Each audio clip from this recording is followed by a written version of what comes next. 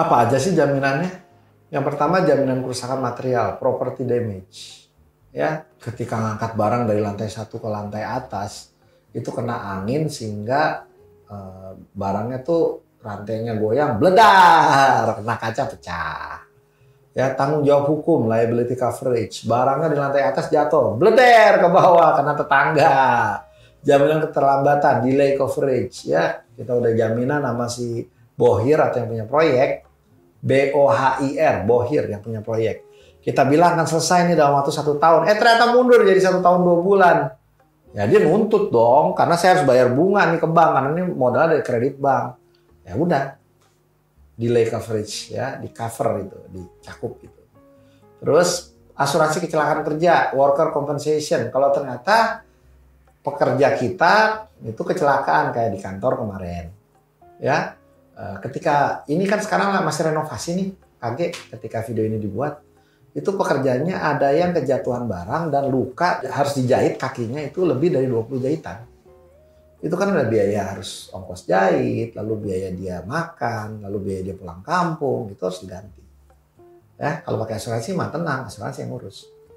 Tanggung jawab produk liability. Begitu udah jadi ternyata produknya nggak jalan, liftnya nggak bisa hidup.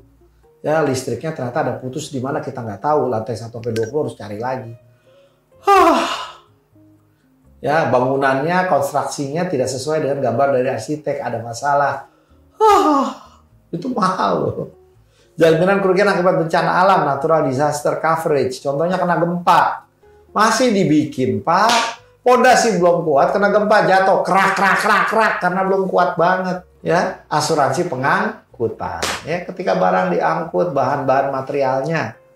Ini kan juga kena. Kontraktor tuh banyak yang harus dijamin. Kalau nggak bisa selesai proyeknya tengah jalan, kan nyengir. Mahal. Asuransi kontraktor dari asuransi Jasindo ya, apa aja fiturnya. Menyediakan perlindungan terhadap kerugian material akibat kebakaran, pencurian, atau kerusakan selama proses konstruksi. Menanggung tanggung jawab hukum atas cedera atau kerugian dialami oleh pihak ketiga.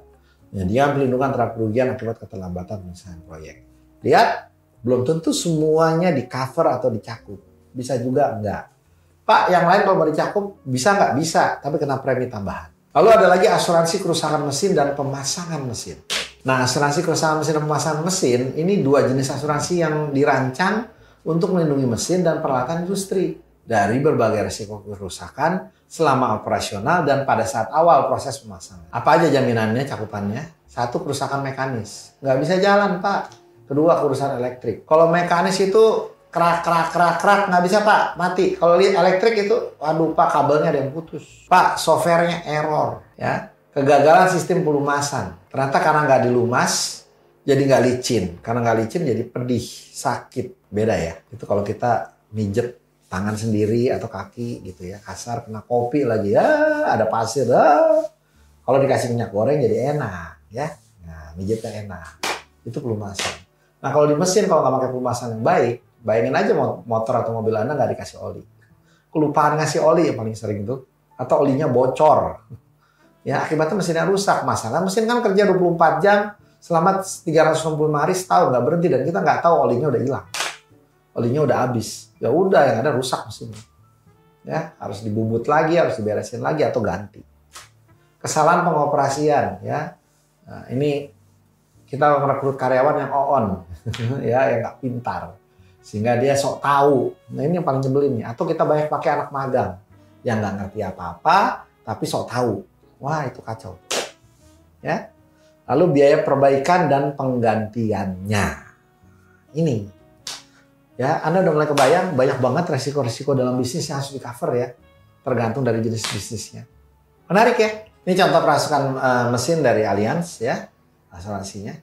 Fitur utamanya perlindungan terhadap kerusakan mekanis akibat kegagalan komponen. Cakupan untuk kebakaran, ledakan, dan risiko listrik. Tersedia berbagai limit sesuai dengan nilai mesin yang diasuransikan. Tuh, intinya sama, tapi beda perusahaan, maka beda-beda fitur yang dikasih. Nah, ada lagi asuransi kredit. Ya, kalau tadi atas jiwanya meninggal, yang debitur tadi, kalau ini kreditnya. Ketika jenis asuransi yang dirancang untuk melindungi kreditur, pemberi pinjaman dari risiko gagal bayar yang mungkin terjadi akibat debitur atau peminjam tidak mampu memenuhi kewajiban pembayaran utangnya. Ada Jamkrindo, ada Askrindo. Jaminan Kredit Indonesia, Asuransi Kredit Indonesia. Itu mereka main ke sini walaupun bentuk produknya berbeda. Cakupan jaminannya ya itu perlindungan terhadap gagal bayar. Cakupan resiko yang beragam. Perlindungan dalam proses kredit. Kalau ternyata ada fraud, ada penipuan, ada kebohongan. Jaminan terhadap kerugian finansial. Kalau ternyata harus dihapus buku atau write off. Ya, lindungan untuk berbagai jenis kredit. Beda kredit, ya rumah, mobil, motor, kartu kredit itu beda asuransinya, beda preminya. Ya, ini contoh asuransi kredit dari Allianz. Ya, dia punya produk asuransi kredit yang dirancang untuk memberikan perlindungan terhadap resiko gagal bayar. Yang satu perlindungan terhadap resiko gagal bayar akibat kebangkrutan atau kehilangan pekerjaan. Lalu untuk pinjaman konsumsi, pinjaman kendaraan, pinjaman hipotek atau KPR itu beda nilai preminya. Dan dia akan memberikan ganti rugi kepada kreditur alias bank, leasing, peminjam yang memberikan pinjaman ya, jika debitur atau yang meminjam tidak mampu membayar. Jadi beda nih.